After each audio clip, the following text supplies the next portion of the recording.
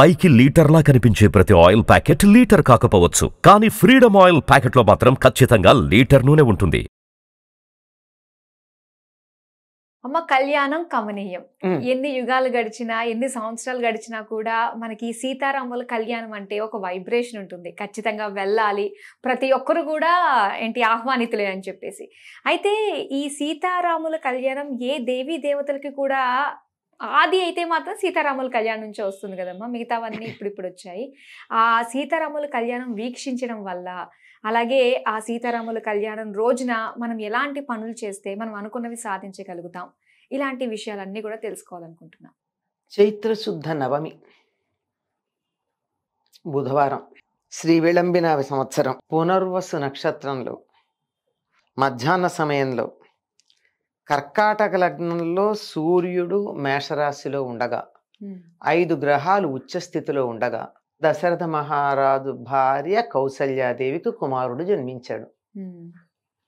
ఆయన తనలో తను ఆనందం పొందుతూ ఉండి అందరికీ ఆనందాన్ని కలిగిస్తూ ఆనందప్రదుడై ఉండేటటువంటి ఆత్మారామ స్వరూపుడు గనక, పరబ్రహ్మమే గనక ఆయనకి రాముడు అనే పేరు పెట్టాడు వశిష్ఠ మహర్షి. నిజానికి శ్రీరామనవమి రాముడి యొక్క జన్మదినం. కానీ ఈనాడు కళ్యాణం చేయడం అనేది తెలుగు వాళ్లకు ఒక అలవాటైపోయింది. భద్రాద్రిలో రాముణ్ణి ప్రతిష్ఠించి, అంటే అంతకు ముందే అక్కడ వెలిసి ఉన్నటువంటి రాముడు, ఆ రాముణ్ణి మళ్ళీ దేవాలయం కట్టి తాను రామదాసుడైనటువంటి కంచర్ల గోపన్న శ్రీరామనవమి నాడు, అంటే శ్రీరాముడు జన్మించిన చైత్ర శుద్ధ నవమి నాడు కళ్యాణం చేయడం అనేది ప్రారంభించాడు. దానితో తెలుగు వాళ్ళందరూ ఆనాడు కళ్యాణం చేస్తారు. మీరు ఉత్తర దేశానికి వెళ్ళండి, ఆ రోజు కళ్యాణం ఉండదు. మళ్ళీ సెపరేట్ ఉంటుంది అంటారు వాళ్ళు కళ్యాణం చేయడం. అలా ఏముండదు. వాళ్ళు శ్రీరామనవమిని ఒక వ్రతంలాగా చేసుకుంటారు. కృష్ణాష్టమి వ్రతం ఎలా చేసుకుంటామో అట్లాగే శ్రీరామనవమి వ్రతం అన్నది చేయడం ఉంటుంది.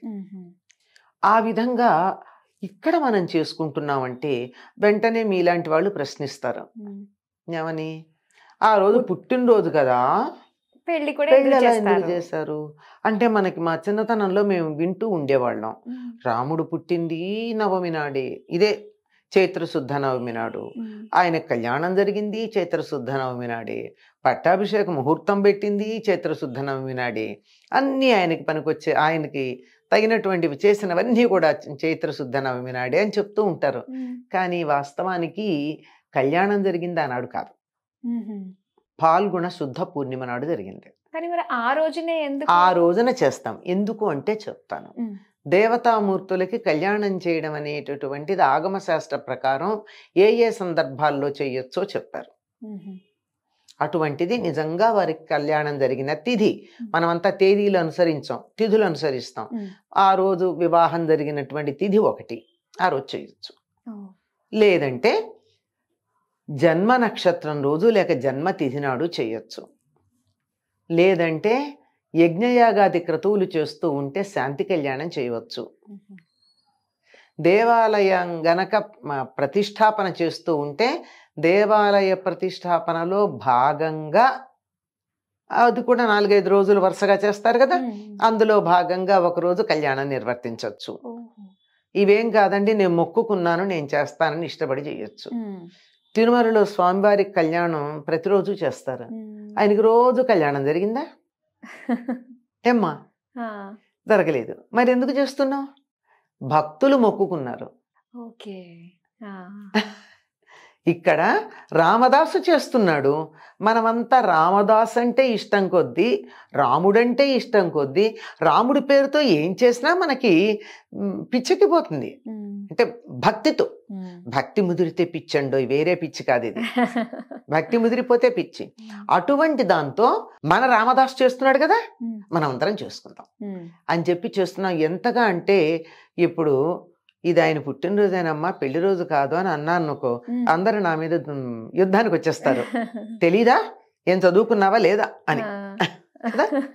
కానీ చెయ్యొచ్చు, చెయ్యకూడదంట, తప్పకుండా చెయ్యాలి కూడా. జన్మతిథి నాడు కళ్యాణం నిర్వర్తించడం అన్నది చాలా శుభప్రదం. దానికి ఆయన ఆ రోజు ముహూర్తం పెట్టుకున్నాడు కనుక అందరు ఆ రోజు చేస్తున్నారు. ఎంతగా అలవాటైపోయిందంటే ఎక్కడ ఒక్క 10 ఇళ్ళు ఉంటే ఆ 10 ఇళ్ళ వాళ్ళు ఒక పందిరేసుకుని చేసేస్తారు. అసలు పైగా శ్రీరామనవమి పందిళ్ళు అని లోకంలో ఒక మాట కూడా ఉంది. తప్పనిసరిగా తాటాకులతో పందిరేసి చిన్నదైనా సరే మిగిలిందంతా మీరు పెద్దగా షామియానా వేయండి, కళ్యాణం వరకన్నా పందిరేస్తారు. భద్రాచలంలో కూడా అంతే, పందిరి తప్పకుండా వేస్తారు, తాటాకుల పందిరే వేస్తారు. దానివల్ల చల్లగా ఉంటుంది. మొట్టమొదట ఆయన ఆవిర్భవించినప్పుడు అక్కడ పోకల దమ్మక్కకి కలలో దర్శనమిచ్చి నేను ఎక్కడున్నానని చెప్పినప్పుడు అయ్యయ్యో రాముల వారికి ఆచ్ఛాదన లేదని ఒక తాటాకు తెచ్చి ఆవిడ ఆయన పైన ఆచ్ఛాదనగా కప్పింది. రోజు తాటిపండు నైవేద్యం పెట్టేది అది. అందుకని తప్పనిసరిగా తాటాకు పందిరి వేస్తారు. ఇది బ్రహ్మాండంగా అప్పటి నుంచి నిర్వర్తించుకుంటూ ఉన్నామమ్మా. ఎంతగా అంటే 4 ఇళ్ళు ఉన్న చోటే కాదు, ప్రతివారు తమ ఇంట్లో కూడా నిర్వర్తిస్తారు సీతారామ కళ్యాణం. దీనికి ఒక పద్ధతి కూడా ఉంది. పద్ధతి అంటే ఒక వీలు కూడా ఉంది ఇక్కడ. వీలని చెప్పాలి. ఏమిటంటే శరన్నవరాత్రుల్లాగా ఉగాది నుండి అంటే చైత్రశుద్ధ పాడ్యమి నుండి నవమి దాకా మనం వసంత నవరాత్రులు చేస్తాం. ఈ వసంత నవరాత్రుల్లో ఉత్తర దేశంలోనేమో చండీ పారాయణ చేస్తారు. వాళ్ళు శరన్నవరాత్రుల్లో రామాయణం చదువుతారు ఉత్తర దేశం వాళ్ళు. మనమేమో దక్షిణ దేశంలో శరన్నవరాత్రుల్లో అమ్మవారికి సంబంధించిన పూజలు, హోమాలు, యజ్ఞాలు చేస్తాం. ఇక్కడికి వచ్చేటప్పటికి వసంత నవరాత్రుల్లో రాముడిని పూజిస్తాం. అంచేత ఈ నవరాత్రుల్లో పూజించటానికి ఇది కూడా సౌకర్యంగా ఉంది, బాగుంది కదా. పాడ్యమి నుండి మొదలుపెట్టి 8 రోజులు పారాయణ చేసి 9వ రోజున ఆయన పుట్టినరోజు నాడు కళ్యాణం చేసుకుంటే చాలా చక్కగా అనువుగా సుకరంగా జరిగిపోయింది. అమ్మ మామూలుగా అంటే మన పెళ్లిళ్ళు ఏ విధంగా మనం 5 రోజులు చేసుకుంటాము, 16 రోజులు చేసుకుంటాము, అలానే రామ కళ్యాణం కూడా మనం చేయొచ్చు అంటారా? 5 రోజులు 15 రోజులు కాదమ్మా, ఉగాది నుంచే మొదలు పెడతారు, ఇంకా ముందు నుంచే మొదలు పెడతారు. ఇంకా నెల రోజులు దరిదాపుల్లో ఒక తిథి ఉంది, ఆ రోజున మొదలు పెడతారు పెళ్లి పనులు చేయడం. మనకు కూడా పెళ్లి పనులు చేయడానికి ఓ రోజు మంచి రోజు మొదలు పెట్టుకుంటారు కదా, పసుపు కొట్టడం అవన్నీ మొదలు పెట్టుకుంటారు కదా. గోదావరి జిల్లా వాళ్ళు అయితే ఏదో పందిరి రాట వేసామంటారు, మనమైతే విఘ్నేశ్వరుడికి బియ్యం కట్టుకున్నామంటాం. ఆ రోజు ఇట్లా ఏదో ఒకటి చేస్తాం, అట్లాగే మొదలు పెడతారమ్మ. అలానే చేస్తారు. అయ్యో కళ్యాణానికి ఏర్పాట్లు చేసుకుంటారు, చేసి దానికి మరి ఆలయాన్ని శుభ్రం చేయడం, రంగులు వేసుకోవడం, ఇట్లాంటి పనులన్నీ ఉంటాయి. ఇవన్నీ ఉండడం, వారికి మరి మంచి వస్త్రాలు, నగలు, ఏర్పాట్లు, నగరాన్ని, ఆలయాన్ని అంతా అందంగా అలంకరించుకోవటం, ఇటు ఏర్పాట్లన్నీ ఉంటాయి కదా, అన్నీ చేస్తారమ్మా. సంక్రాంతి వెళ్ళంగానే మొదలు పెడతారు గోదావరి జిల్లాలో కొన్ని గ్రామాల వాళ్ళు. వాళ్ళ పొలాల్లో పండినటువంటి ప్రత్యేకంగా పండించుకున్నటువంటి పంటను తెచ్చి ఇంట్లో పెట్టుకుని బియ్యాన్ని రామనామం చేస్తూ గోటితో ఒలుస్తారు. వడ్లని ఒలిచి బియ్యంగా అన్నమాట, బియ్యంగా ఒలుస్తారు. ఇలా ఒలుస్తారు, అది ఒలుస్తున్నంతసేపు రామనామమే చేసుకుంటారు. స్నానం చేసి కూర్చుని అట్లా చేసినటువంటి ఆ బియ్యాన్ని తల మీద పెట్టుకుని చెప్పులు లేకుండా ఆ గోదావరిని ఆ పక్కన దాటి వచ్చే మార్గం ఉంది కదా భద్రాచలానికి వచ్చేది, అలా వచ్చి రాముల వారికి ఇస్తే దానిలో పసుపు కలిపి మనం అక్షతలు తయారు చేయడం ఉంటుంది. ఇలాంటి ఏర్పాట్లు ఎన్నుంటాయి. తెలుగువారి జీవితంతో భద్రాచల రాముని యొక్క కళ్యాణం చాలా మమేకమైపోతుంది. ఎంతగా అంటే మన వాళ్ళు ఉత్తరాయణం వచ్చింది, శుభకార్యాలు చేసుకోవచ్చు కదా, ఆహా పెళ్ళిళ్ళు రామ కళ్యాణం అయితే కానీ చేయరు, ముహూర్తాలు పెట్టరు. జ్యోతిష్ శాస్త్ర ప్రకారం అభ్యంతరం ఏం లేదు, కానీ మనకొక సెంటిమెంట్, రాముల వారి కళ్యాణం కాకుండా మన ఇంట్లో కళ్యాణం చేస్తామా? కాదు, అంత ఇదిగా చేసుకుంటాం అన్నమాట. సీతారామ కళ్యాణం మన జీవితంలో అంత అంతర్భాగం అయిపోయింది. ఇంతకీ దీని ఫలితం ఏమిటి అని అడిగారు. దీనికి ఫలితం ఏమిటి అంటే దేవతామూర్తుల కళ్యాణం చేయడం అనేటటువంటి ఒక సంస్కారం, ఒక సంప్రదాయం భారతదేశంలోనే ఉంది. దేవతామూర్తులకి ఎందుకు కళ్యాణం చేస్తాం? దీన్ని పెళ్లి, వివాహం ఇలాంటి పదాలు వాడాం కదా, కళ్యాణం అంటాం. కళ్యాణం అంటే శ్రేయస్సు, మేలు. కళ్యాణం డిపార్ట్మెంట్ కూడా వెల్ఫేర్ అనే అర్థంలో కళ్యాణకారి అనే పదం వాడతాం కదా. అటువంటి కళ్యాణం లోక కళ్యాణం కోసం చేసేది. అందుకే మంత్రం చెప్పేటప్పుడు మమ జీవన హేతున అనకుండా కంటే బధ్నామి శుభగే అని చెప్పే చోట మమ జీవన హేతున అనకుండా ఏమంటారు, లోకరక్షణ హేతున. లోకానికంతా మేలు కలగాలి, లోకమంతా భద్రంగా ఉండాలి అనేటటువంటి కారణంతో ఈ మంగళసూత్రాన్ని నీ మెడలో ధరింప చేస్తున్నాను అని చెప్పి రాముల వారి చేత అనిపించి సీతాదేవి మెడలో కట్టిస్తారు.